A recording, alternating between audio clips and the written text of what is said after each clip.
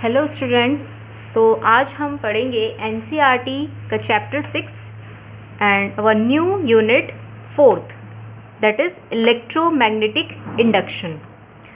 तो ये एक नई यूनिट है इलेक्ट्रोमैग्नेटिक इंडक्शन, जो कि किसके बाद स्टार्ट है? यूनिट 3 मैग्नेटिज्म के बाद स्टार्ट है और एनसीईआरटी के अकॉर्डिंग ये चैप्टर 6 है। और ये चैप्टर मोस्ट इम्पॉर्टेंट है और इंटरेस्टिंग भी है। क्यों? क्योंकि जो इलेक्ट्रोमैग्नेटिक इंडक्शन फिनोमिना है, अगर आप इसे ढंग से समझ गए तो इसके बाद जो न्यू टॉपिक आएगा वो आएगा अल्टरनेटिंग करंट। तो जो अल्टरनेटिंग करंट है वो कौन सी करंट है? ये वही करंट है जो आपके घरों के बिजली के तारों में क्या करती है? दौड़ती है। तो इसीलिए ये जो फिनोमिना है ये मोस्ट इम्पॉर्टेंट है और इससे रिलेटेड थ्योरीज़ वगैरह और जो भी डेरिवेशंस हैं और कंसेप्ट्स हैं वो भी मोस्ट इम्पॉर्टेंट हैं। चलिए स्टार्ट करते हैं इलेक्ट्रोमैग्नेटिक इंडक्शन। तो इसे स्टार्ट करने से पहले यहाँ पे एक साइंटिस्ट, यूनिट 3 में आपने मैग्नेटिज्म चैप्टर में पढ़ा था, ऑर्स्टेड। एक साइंटिस्ट थे ऑर्स्टेड, जिन्होंने 1820 में, थोड़ा फ्लैशबैक में जाके देखते हैं कि ऑर्स्टेड ने 1820 में एक आर्टिकल पब्लिश किया। ठीक है, उस आर्टिकल में उन्होंने क्या बताया था? उन्होंने एक एक्सपेरिमेंट किया था, उसके बारे में लिखा हुआ था, जो कि बता रहा था मैग्नेटिक इफेक्ट ऑफ करंट। उन्होंने एक एक्सपेरिमेंट किया था, जैसे कि आप सभी को याद है, उन्होंने क्या बोला था कि जो भी करंट कैरिंग वायर है उसकी ऑल अराउंड एक फील्ड मौजूद होता है, जिसको हम क्या कहते हैं? Magnetic field. इट मीन्स कि जहाँ पे करंट है वहाँ पे कौन सा फील्ड मौजूद होगा? मैग्नेटिक फील्ड, जिसको हम कहते हैं मैग्नेटिक इफेक्ट ऑफ करंट। कि करंट से हमने क्या प्रोड्यूस कराया? मैग्नेटिक फील्ड, जो कि किसने दिया था? ऑर्स्टेड ने यहाँ पे डिस्कवर किया था। तो उसी टाइम पे एक साइंटिस्ट थे जिनका नाम था माइकल फैराडे।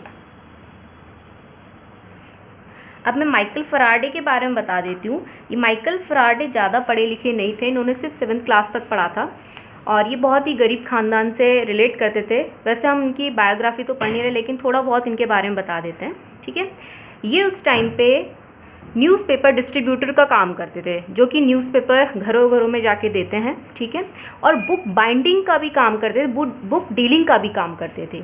ठीक है, तो ये ज़्यादा पढ़े लिखे नहीं थे, लेकिन जब इन्होंने न्यूज़पेपर में ऑर्स्टेड का एक्सपेरिमेंट और उससे रिलेटेड आर्टिकल पढ़ा कि उन्होंने करंट से मैग्नेटिक फील्ड क्रिएट करा, तो उनके दिमाग कैसा है? उनका दिमाग साइंटिस्ट की तरह था, उनका दिमाग इनोवेशन सोचता था।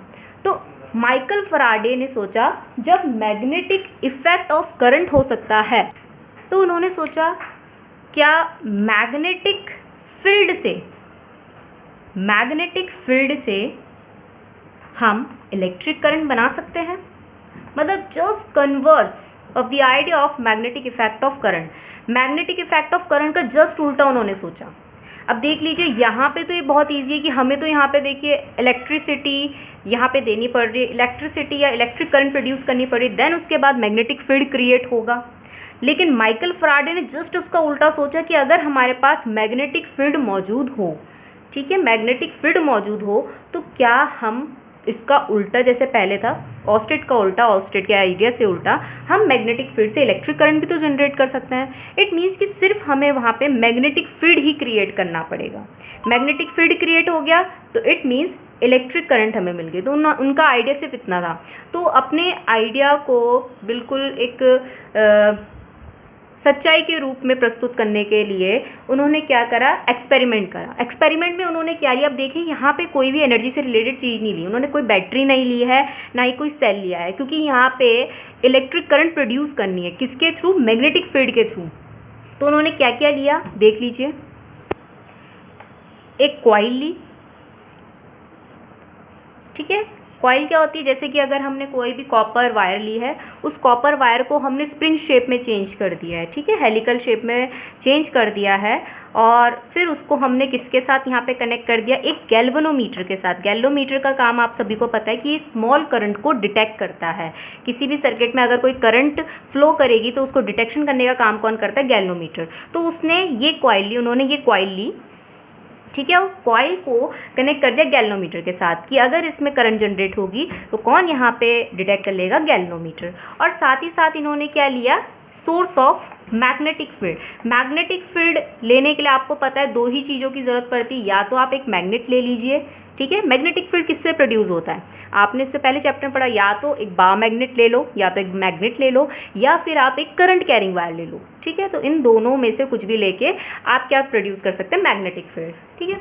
तो उन्होंने एक बा मैग्नेट लिया, दिस इज बा मैग्नेट, और एक कॉइल ली जिसमें किसको कनेक्ट करवा दिया, गैल्वेनोमीटर को। अब इन्होंने क्या करा, 1820 से अपने एक्सपेरिमेंट स्टार्ट कर। एक्सपेरिमेंट में इन्होंने क्या करा, कभी मैग्नेट को कहाँ पे रखा, इस पोजीशन पे रखा, तो उन्होंने देखा गैल्वेनोमीटर में कोई डिफ्लेक्शन नहीं था।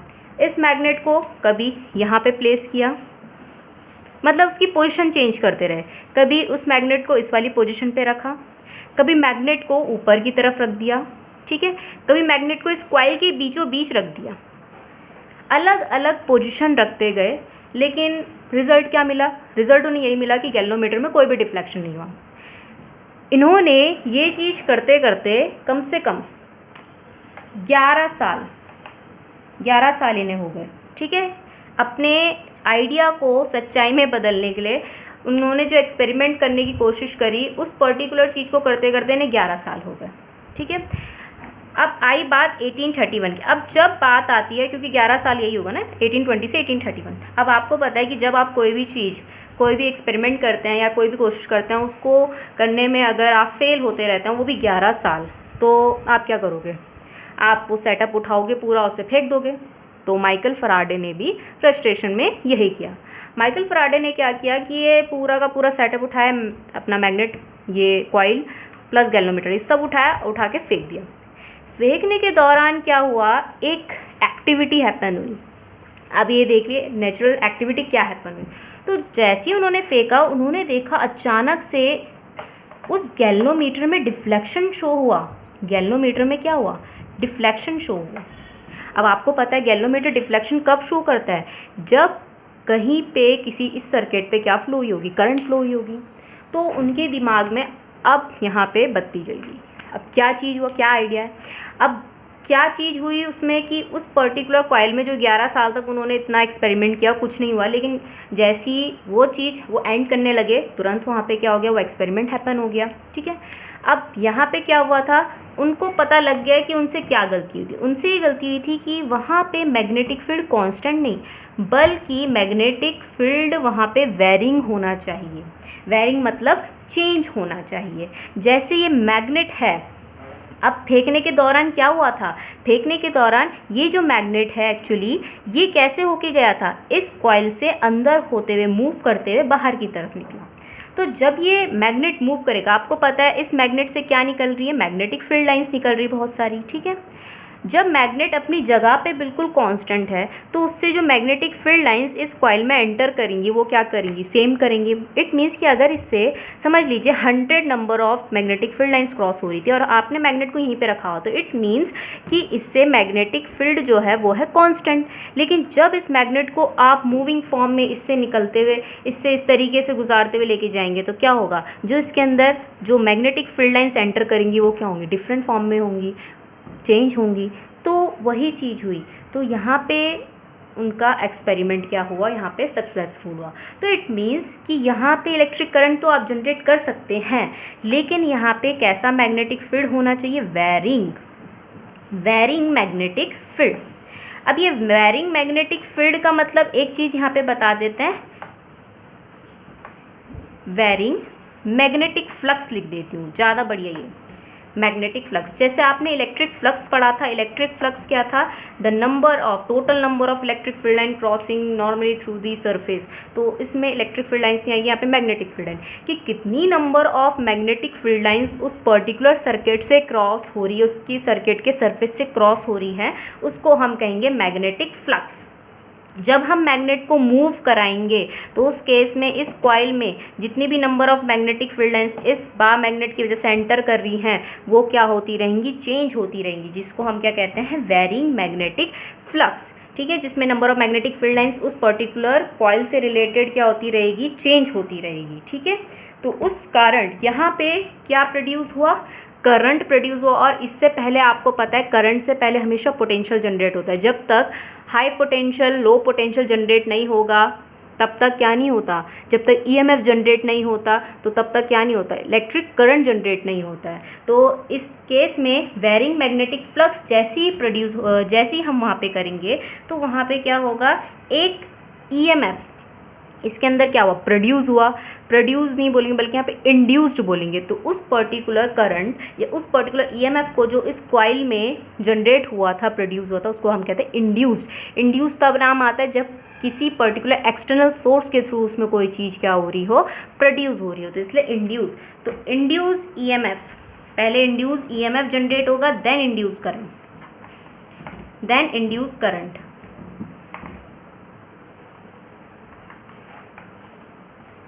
प्रोड्यूस होगी उस कॉइल में। तो इसी पर्टिकुलर फिनोमिना को हम इलेक्ट्रोमैग्नेटिक इंडक्शन कहते हैं। इलेक्ट्रो मीन्स इलेक्ट्रिसिटी, किसके थ्रू, मैग्नेटिक इफेक्ट के थ्रू, मैग्नेटिक फील्ड के थ्रू इंड्यूस हो रही हो किसी भी सर्किट में, तो उसको हम क्या कहते हैं, इलेक्ट्रोमैग्नेटिक इंडक्शन। दोबारा सुन लीजिए, इलेक्ट्रोमैग्नेटिक इंडक्शन क्या है, ये एक ऐसा फिनोमिना है जिसमें किसी भी इलेक्ट्रिक सर्किट में जब हम इंड्यूस ईएमएफ या इलेक्ट्रिक करंट जनरेट करते हैं, कब, जब उस पर्टिकुलर सर्किट से लिंक्ड मैग्नेटिक फ्लक्स में क्या होता है, चेंज होता है, तो उस पर्टिकुलर फिनोमिना को हम क्या कहते हैं, इलेक्ट्रोमैग्नेटिक इंडक्शन। तो मैग्नेटिक फ्लक्स वेरी करेगा, उसमें इंड्यूस ईएमएफ या इंड्यूस करंट जनरेट होगी। ठीक है, तो अब बात आती है कि 10 साल तक जो उसका एक्सपेरिमेंट है वो क्या फेल इसीलिए हुआ था क्योंकि वहाँ पे उन्होंने जो मैग्नेट है वो मैग्नेट का जो मैग्नेटिक फ्लक्स है उस कॉइल से लिंक्ड वो क्या नहीं हो रहा था, चेंज नहीं हो रहा था। ठीक है, तो rate of change of magnetic flux वहाँ पे क्या होना चाहिए, ज़्यादा होना चाहिए, जिसकी वजह से वहाँ पे इंड्यूस ईएमएफ की मैग्नीट्यूड भी क्या होगा, ज़्यादा होगा। और एक चीज़ आपको यहाँ पे बता दें, जितनी तेज़ी से आप यहाँ पे मैग्नेटिक फ्लक्स चेंज करेंगे उतना ही ज़्यादा अमाउंट ऑफ इंड्यूस ईएमएफ या इंड्यूस करंट जनरेट होगा। ठीक है, अब थोड़ा सा हम यहाँ पे मैग्नेटिक फ्लक्स को स्टडी कर लेते हैं क्योंकि यहाँ पे बहुत बार मैग्नेटिक फ्लक्स यहाँ पे एक वर्ड आएगा, तो उसके लिए आपको ये भी क्लियर होना चाहिए। सिर्फ आपको इसमें क्या याद रखना है, इलेक्ट्रिक फ्लक्स याद रखना है, मैग्नेटिक फ्लक्स खुद ब खुद आप समझ जाएंगे। तो मैग्नेटिक फ्लक्स मैंने क्या बताया है, जैसे कि एक सरफेस है, मान के चल लीजिए सरफेस है, ठीक है, ये कोई एक सरफेस है। अब इस सरफेस से मैं कोई मैग्नेटिक फील्ड लाइंस क्रॉस करवा रही हूँ, ठीक है, इस तरीके से।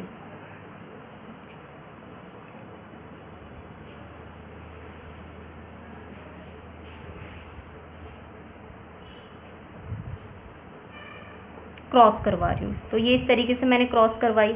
तो हमें यहाँ पे देखना है कि कितनी number of magnetic field lines इससे क्रॉस हो रही हैं नॉर्मली थ्रू इट्स सरफेस। उसको हम क्या कहते हैं, मैग्नेटिक फ्लक्स, जिसको मैं यहाँ पे फाई एम से इंडिकेट करा रही हूँ। इलेक्ट्रिक फ्लक्स को मैंने फाई ई से इंडिकेट कराया, इसमें ये फाई एम से इंडिकेट होगा। अब यहाँ पे जो हमने एक प्लेन ऑफ यहाँ पे सरफेस दे रखा है, इसका भी एक एरिया वेक्टर होगा। एरिया वेक्टर आपको पता है ऑलवेज कैसे ड्रॉ होता है, परपेंडिकुलर ड्रॉ होता है उस प्लेन सरफेस के। तो अगर मैं यहाँ पे एक परपेंडिकुलर ड्रॉ कर दूँ डेल एस, तो ये यहाँ पे क्या है, del S is the area vector of this plane surface.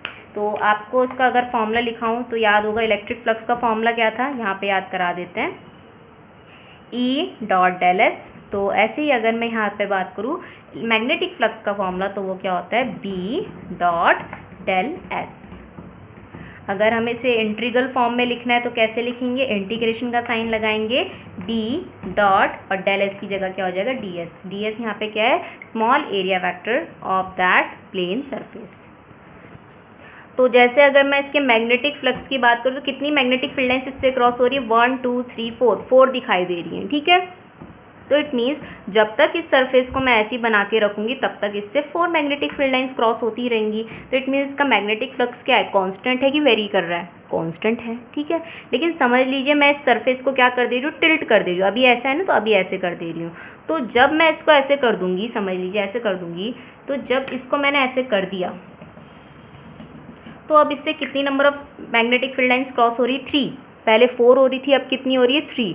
तो इट मीन्स यहाँ पे मैग्नेटिक फ्लक्स क्या हो रहा है, चेंज हो रहा है। तो इसी तरीके से हम जब मैग्नेटिक फील्ड हैं जो उसके अंदर से क्रॉस हो रही हैं वो अगर वेरी कराते हैं, magnetic flux linked at for this surface अगर हम यहाँ पे क्या कराते हैं, चेंज कराते हैं, तो उस कारण यहाँ पे क्या प्रोड्यूस होता है, इंड्यूस ईएमएफ या इंड्यूस करंट प्रोड्यूस होती है, जिसको हम क्या कहते हैं, इलेक्ट्रोमैग्नेटिक इंडक्शन। बहुत ही ईजी है, ठीक है। अब इसमें हमें पता ही है कि इसकी एसआई यूनिट क्या होती है मैग्नेटिक फ्लक्स की, वेबर, या फिर एक और बोलते हैं हम टेस्ला मीटर स्क्वायर। दोनों में से कोई सी भी यूनिट आप इसमें देख सकते हैं इसकी। ऐसी अगर मैं इसकी सीजीएस यूनिट की बात करूँ तो सीजीएस यूनिट इसकी होती है मैक्सवेल इसकी सीजीएस यूनिट है। और जब हम पूरा लिखेंगे इसकी यूनिट को तो स्मॉल लेटर में लिखेंगे मैक्सवेल। इंडिकेशन एम एक्स से होगा, कैपिटल एम स्मॉल एक्स। और अगर इसका रिलेशन देखें तो 1 वेबर में 10⁸ मैक्सवेल होते हैं, ठीक है। अब नेक्स्ट इसके बाद आता है जब यहाँ पे फराडे ने डिस्कवरी कर ली इलेक्ट्रोमैग्नेटिक इंडक्शन की। अब आते हैं यहाँ पे कुछ उनसे रिलेटेड जो उन्होंने एक्सपेरिमेंट करे थे। तो एक्सपेरिमेंट में आपने क्या, अभी हमें यहाँ पे क्या करना है, मेन हमें मैग्नेटिक फ्लक्स चेंज करवाना है। मैग्नेटिक फ्लक्स चेंज करवाने के लिए देखिए हमारे पास 2 चीज़ें हैं, एक तो मैग्नेटिक फील्ड और दूसरा क्या है, वो सर्किट, मतलब वो कॉइल। तो दोनों में अगर मुझे यहाँ पे सिंपल एक क्या करना है, मैग्नेटिक फ्लक्स चेंज कराना है। मैग्नेटिक फ्लक्स चेंज कराने के लिए हम क्या कर सकते हैं, या तो हम मैग्नेटिक फील्ड के सोर्स को मूव कराएं और उस पर्टिकुलर कॉइल को रखें कांस्टेंट स्टेशनरी, ठीक है, या तो हम इस मैग्नेट को कांस्टेंट रखें और उस कॉइल को मूव कराएं, ठीक है। इस तरीके से हम कर सकते हैं। या तो हम मैग्नेट की जगह क्या ले लें, एक करंट कैरिंग सोलेनॉइड ले लें, ठीक है। तो उस केस में भी वहाँ पे हम यहाँ पे देखेंगे जो फराडे ने एक्सपेरिमेंट किए तो उनसे क्या क्या कंक्लूजन निकला। तो इनका जो फर्स्ट एक्सपेरिमेंट है, when the strength of magnetic field is varied, हमें क्या करना है यहाँ पे, वेरिंग, फराडे को यहाँ पे क्या करना है, वेरिंग मैग्नेटिक फ्लक्स के थ्रू क्या प्रोड्यूस करवाना है, इंड्यूस्ड करंट प्रोड्यूस करवानी है, ठीक है, और इंड्यूस ईएमएफ। तो यहाँ पे एक चीज़ याद रखिएगा कि जो भी फराडे एक्सपेरिमेंट कर रहे हैं, 3 एक्सपेरिमेंट जो मैं आपको बताऊंगी, उसमें से सिर्फ उनका एक ही कंक्लूजन आता है कि जब हम magnetic flux link with the coil change करते हैं तो उसमें क्या प्रोड्यूस होगी, करंट प्रोड्यूस होगी। लेकिन इससे ये नहीं पता लगता कि जो इंड्यूस करंट की डायरेक्शन है वो एक्चुअली कैसी होगी और वो डायरेक्शन किस डायरेक्शन से वो क्या कर रहा है, फ्लो कर रहा है। तो ये हमें यहाँ पे नहीं पता लगेगा। सिर्फ हमें यहाँ पे फराडेज के एक्सपेरिमेंट्स में ये पता लगेगा कि मैग्नेटिक फ्लक्स चेंज किया उससे लिंक्ड और इंड्यूस करंट क्या हुई, प्रोड्यूस हुई। तो इसके लिए याद रखना है आपको कि गैल्वेनोमीटर जिस कॉइल के साथ कनेक्ट होगा उसमें हमें इंड्यूस करंट प्रोड्यूस करवानी है, और जिसमें सेल या जिसमें पहले से ही करंट फ्लो कर रही है वो किसकी तरह काम कर रहा है, एक मैग्नेटिक फील्ड सोर्स की तरह काम कर रहा है, ठीक है। और हमें यहाँ पे क्या करवाना है, मैग्नेटिक फ्लक्स को लिंक्ड करवाना है उस पर्टिकुलर कॉइल से जिसमें हमें इंड्यूस करंट चाहिए। तो लिंक्ड करवाने के लिए हमने यहाँ पे एक सॉफ्ट आयरन की रॉड ले रखी है और 2 कॉइल है, एक प्राइमरी कॉइल और एक है सेकेंडरी कॉइल। तो कॉइल को हमने इस तरीके से क्या कर रखा है, इंसुलेटेड कॉइल को हमने इस तरीके से लपेट रखा है इस पर्टिकुलर सॉफ्ट आयरन पे, और ऐसी दूसरी कॉइल जो है उसको भी ऐसे ही हमने लपेट रखा। और एक में तो हमने सेल लगा रखी है लेकिन दूसरे में गैल्वेनोमीटर लगा रखा। जब एक में सेल लगा रखी है तो इस तरीके से इसमें करंट फ्लो करेगी पॉजिटिव से नेगेटिव की तरफ। तो आपको पता ही है इस तरीके से लपेट रखा है हमने, तो ये नीचे की तरफ आ रही ना यहाँ से करंट। तो मतलब जो भी हमें सामने कर्ल्स दिख रहे हैं वहाँ पे जो करंट है वो ऊपर से नीचे की तरफ आ रही है, और जो पीछे की साइड जो हमें नहीं दिख रहे हैं कर्ल्स, वहाँ पे करंट कैसे आ रही होगी, नीचे से ऊपर की तरफ। तो आपको पता है ये एक सोलेनॉइड की तरह बिहेव कर रहा है, मतलब ये अपना एक मैग्नेटिक फील्ड क्रिएट करेगा। कैसे क्रिएट करेगा, तो हम यहाँ पे क्या करते हैं, राइट हैंड थंब रूल लगाते हैं। राइट हैंड थंब रूल के अकॉर्डिंग हम क्या करेंगे, जो भी करंट की डायरेक्शन होगी उसकी तरफ हम अपना थंब रखते हैं। तो थंब कैसा है, डाउनवर्ड रखेंगे इस कर्ल्स के हिसाब से जो कर्ल्स है, ठीक है।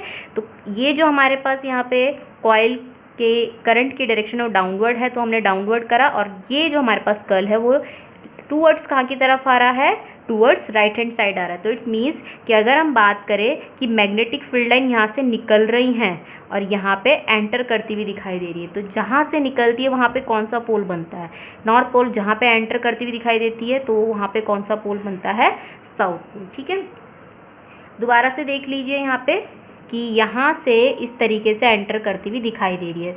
आपको दिख रहा है कि जब अंदर की तरफ से इस तरीके से, ये अंदर की तरफ से जहाँ पे मैग्नेटिक फील्ड बाहर की तो नॉर्थ पोल से साउथ पोल की तरफ निकलती है, लेकिन हम अगर मैग्नेट की इनसाइड बात करें तो साउथ पोल से नॉर्थ पोल की टूवर्ड जाती है, क्योंकि एक क्लोज लूप बनाती है। तो इस साइड नॉर्थ पोल, इस साइड साउथ पोल। तो यहाँ पे एक मैग्नेटिक फील्ड क्रिएट होगा जैसे एक बार मैग्नेट का होता है, और ये मैग्नेटिक फील्ड इसके साथ लिंक्ड हो रखा है। तो इट मीन्स मैग्नेटिक फ्लक्स इस पर्टिकुलर कॉइल के साथ लिंक्ड हो रखा है। अब यहाँ पे हम मैग्नेटिक फ्लक्स फील्ड कैसे चेंज कर रहे हैं, इस की को टैप करके ऑन ऑफ। जैसे ही ऑन करेंगे तो मैग्नेटिक फील्ड इंक्रीज जाएगा, जैसे ही ऑफ करेंगे तो मैग्नेटिक फील्ड डिक्रीज जाएगा। तो जब इस की को ऑन ऑफ करेंगे तो मैग्नेटिक फील्ड इंक्रीज डिक्रीज होगा, जिसकी वजह से सेकेंडरी कॉइल से लिंक्ड जो मैग्नेटिक फ्लक्स है उसमें चेंज आएगा और उसमें क्या प्रोड्यूस होगी, करंट प्रोड्यूस होगी। तो गैल्वेनोमीटर के डिफ्लेक्शन के अकॉर्डिंग यहाँ पे जो करंट की डायरेक्शन बताई गई है वो ऐसे बताई गई। अब ये ऐसे क्यों है, इसको बताने के लिए हम यहाँ पे लेंज लॉ पढ़ेंगे, और लेंज लॉ के बाद मैं आपको बताऊँगी कि इसकी डायरेक्शन ऐसे क्यों आ रही है। ठीक है, तो सबसे पहले हम यहाँ पे इसको देख लेते हैं कि यहाँ पे उनका पहला एक्सपेरिमेंट सक्सेसफुल हो गया कि उन्होंने मैग्नेटिक फील्ड स्ट्रेंथ को वेरी कराया और सेकेंडरी कॉइल में क्या प्रोड्यूस होगी, इंड्यूस करंट प्रोड्यूस होगी। और ये चीज़ याद रखनी, जैसे हम इसको ऑन ऑफ कर रहे हैं उसी हिसाब से यहाँ पे डायरेक्शन ऑफ करंट भी क्या होती रहेगी, चेंज होती रहेगी। क्यों, क्योंकि इंड्यूस करंट किसकी वजह से प्रोड्यूस हो रही है, वेरिंग मैग्नेटिक फ्लक्स की वजह से। अब वेरी तो दो तरीके से होंगे ना, जब हमने की को ऑन करा तो इंक्रीज़, जब हमने की को ऑफ किया तो डिक्रीज़।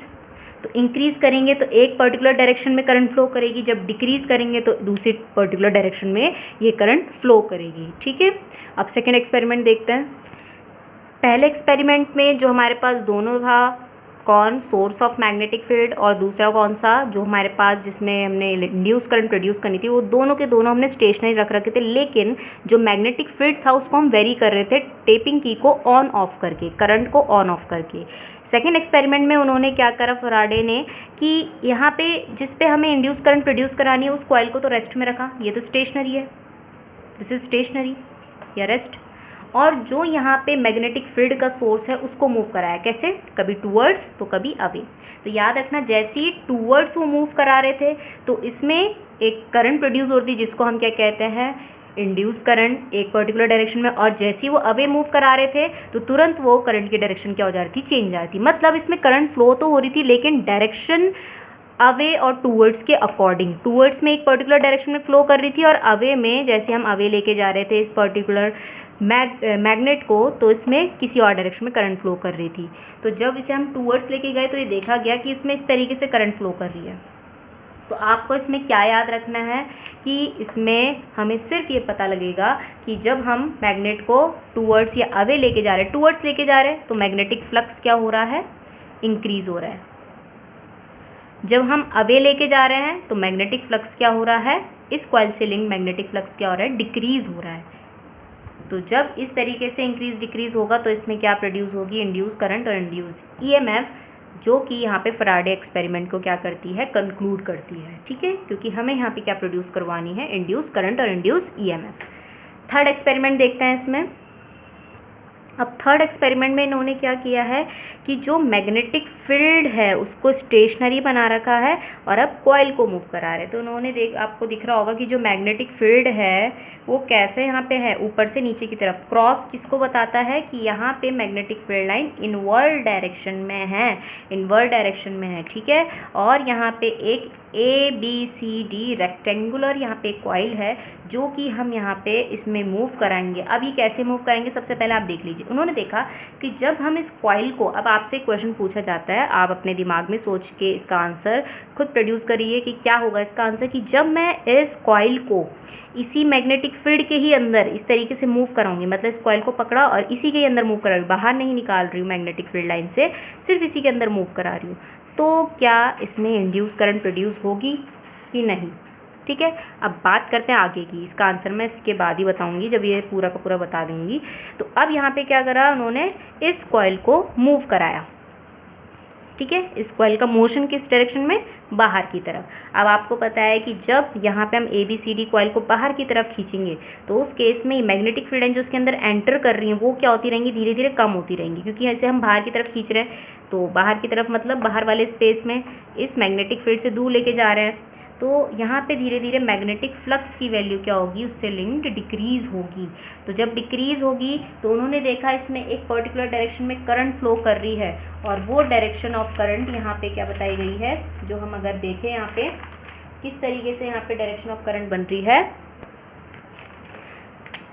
DCB, इस तरीके से यहाँ पे करंट फ्लो करने लग गई। और जैसे ही हम इसे इनवर्ड की डायरेक्शन लेके जाएंगे, अंदर की तरफ लेके जाएंगे, तो फाई की वैल्यू यहाँ पे क्या हो रही है, इंक्रीज़ हो रही है, क्योंकि इसमें मैग्नेटिक फील्ड लाइंस जो होंगी एंटर करती हुई वो ज़्यादा होने लग जाएंगी। जैसे हम इसको इसके अंदर यहाँ पे इंसर्ट करेंगे तो उस केस में मैग्नेटिक फ्लक्स की वैल्यू इंक्रीज़ करेगी, जिसकी वजह से उसमें करंट फिर अपोजिट डायरेक्शन में फ्लो होने लग गई, जो कि होने लगी यहाँ पे ABCD इस तरीके से।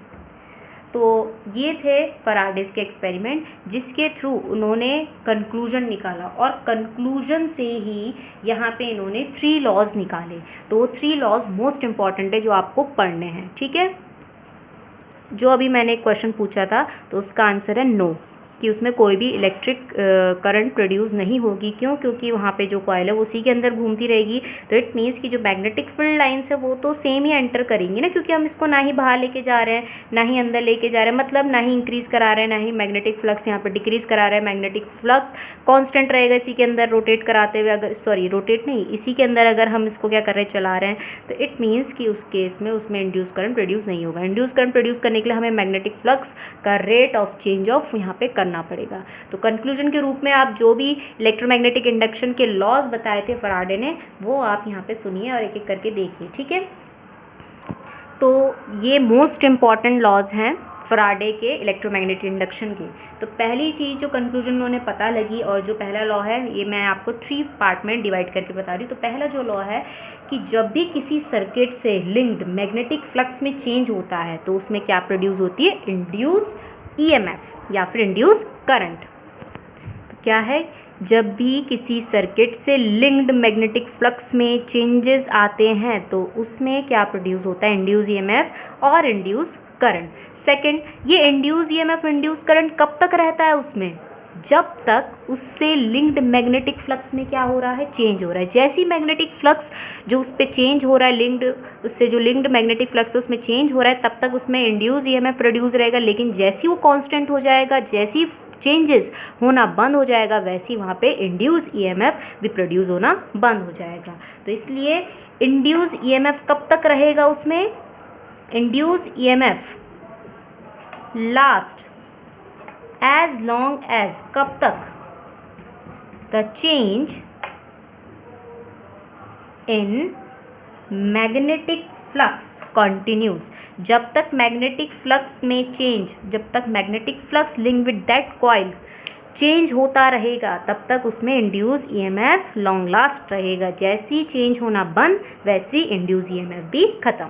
थर्ड जो लॉ है ये मोस्ट इम्पॉर्टेंट, क्योंकि ये थ्योरेटिकल के साथ साथ डेरिवेटिव फॉर्म में भी है। और ये जो थर्ड लॉ है, ये इस लॉ को हम क्या कहते हैं, फराडे लेंज लॉ भी बोलते हैं। क्योंकि मैंने आपको बताया था कि जो फराडे थे वो ज़्यादा पढ़े लिखे नहीं थे, तो उनको इसी चीज़ में प्रॉब्लम आई, ठीक है, जो फॉर्मूला बनाने में, इस तरीके से इसी चीज़ में उनको प्रॉब्लम आई। तो उन्होंने लेंज, एक और साइंटिस्ट थे लेंज के साथ मिलके एक मैथमेटिकल फॉर्मूला बनाया फॉर इलेक्ट्रोमैग्नेटिक इंडक्शन के लिए, ठीक है। तो उन्होंने यहाँ पे ये लॉ क्या दिया कि जो भी इंड्यूस EMF प्रोड्यूस होगा उसका मैग्नीट्यूड डायरेक्टली प्रोपोर्शनल होगा the rate of change of magnetic flux link with that coil. Rate of change of magnetic, rate of change of मतलब क्या होता है वहाँ पे, इसको हम ऐसे भी लिख सकते हैं, चेंज कैसे लिखते हैं, final minus initial magnetic flux, और रेट बोल दिया तो अपॉन टाइम, ठीक है। फाइनल मैग्नेटिक फ्लक्स माइनस का initial magnetic flux upon time. तो rate of change of magnetic flux के डायरेक्टली प्रोपोर्शन होता है कौन, जो भी इंड्यूस EMF उसमें प्रोड्यूस हो रहा है उस कॉइल में, ठीक है। अब बात आती है इसे सॉल्व करने की। तो इसमें हमारे पास E इज इक्वल्स टू एक कॉन्स्टेंट लगता है K माइनस का K, बाकी सब एज इट इज़। अब अगर यहाँ पे k की वैल्यू k की वैल्यू यहाँ पे 1, तो यहाँ पे एक फॉर्मूला निकल के आता है E का, मैं यहाँ पे इसे मिटा के लिख देती हूँ। E is equals to minus का फाई एफ माइनस का फाई आई अपॉन टी। ठीक है, ये चीज़ आ जाएगी। यहाँ पे नेगेटिव साइन क्या इंडिकेट कर रहा है? नेगेटिव साइन यहाँ पे इंडिकेट कर रहा है कि जो भी इंड्यूस ईएमएफ प्रोड्यूस होगा, यही इंपॉर्टेंट है, जो भी इंड्यूस ईएमएफ प्रोड्यूस होगा वो rate of change of magnetic flux को अपोज करेगा। इट मीन्स नेगेटिव साइन यहाँ पे इंड्यूस ईएमएफ के अपोजिंग नेचर को शो कर रहा है। मतलब किसकी वजह से प्रोड्यूस हो रहा है? चेंज ऑफ मैग्नेटिक फ्लक्स की वजह से। कौन? इंड्यूस ईएमएफ, और वो उसी को अपोज करेगा। तो ये इस तरीके से है कि जिस थाली में खा रहा है उसी थाली में छेद कर रहा है, मतलब जिसकी वजह से वो प्रोड्यूस कर रहा है उसी को ही वो क्या करेगा? अपोज करेगा। तो इट मीन्स कि जो भी इंड्यूस ईएमएफ या इंड्यूस करंट उस सर्किट में प्रोड्यूस हो रही है, तो जिस वजह से वो प्रोड्यूस हो रही है, चाहे वो फ्लक्स के इंक्रीज़ होने से चाहे वो फ्लक्स के डिक्रीज़ होने से, वो उसी कॉज को क्या करेगी? अपोज करेगी। तो ये जो नेगेटिव साइन का मीनिंग है, यही लॉ बना लेंज का लॉ। ठीक है, लेंज लॉ। और यहाँ पे इसी पर्टिकुलर जो हमने यहाँ पे कंप्लीट करा है, इस पर्टिकुलर इक्वेशन को, इसी को हम ये कहते हैं फराडे लेंज लॉ। और अगर यहाँ पे कॉइल में एक टर्न है तब तो आप ये वाला फॉर्म लगाएंगे, लेकिन अगर इसमें n नंबर ऑफ टर्न्स हैं तो तब यहाँ पे फॉर्मूले में n मल्टीप्लाई हो जाएगा, बाकी सब एज इट इज़ रहेगा। अब बात आती है, ये तो है लॉन्ग चेंज, लेकिन अगर वहाँ पे इंस्टेंटेनियस चेंज की बात करी गई हो, इंस्टेंटेनियस का मतलब क्या है? जहाँ पे शॉर्ट इंटरवल ऑफ टाइम की हम बात कर रहे हैं। For short interval of time के लिए आपको इसका फॉर्मूला याद रखना है। आपको पता है स्मॉल d में कन्वर्ट हो जाता है ना फॉर्मूला। फॉर इंस्टेंटेनियस ईएमएफ के लिए, इंड्यूस ईएमएफ के लिए जो फॉर्मूला होगा वो होगा E is equals to minus का d phi by D t. किसके लिए? फॉर 1 नंबर ऑफ टर्न के लिए। लेकिन for n number of turns के लिए, n नंबर ऑफ टर्न्स के लिए किसी भी कॉइल में, तो उस केस के लिए E का फॉर्मूला क्या बनेगा? माइनस का n D phi by D T, जिसमें माइनस साइन क्या इंडिकेट कर रहा है? Opposing nature of that EMF. और इसी के अकॉर्डिंग हम आगे चल के यहाँ पे लेंज ने हमें ये बताया था कि जो भी फराडे ने 3 एक्सपेरिमेंट करे थे, उसमें जो कॉइल में इंड्यूस करंट प्रोड्यूस हो रही है वो किस डायरेक्शन में प्रोड्यूस हो रही है और क्यों हो रही है। तो उसका आंसर हमें लेंज लॉ के ही थ्रू मिलेगा। ठीक है।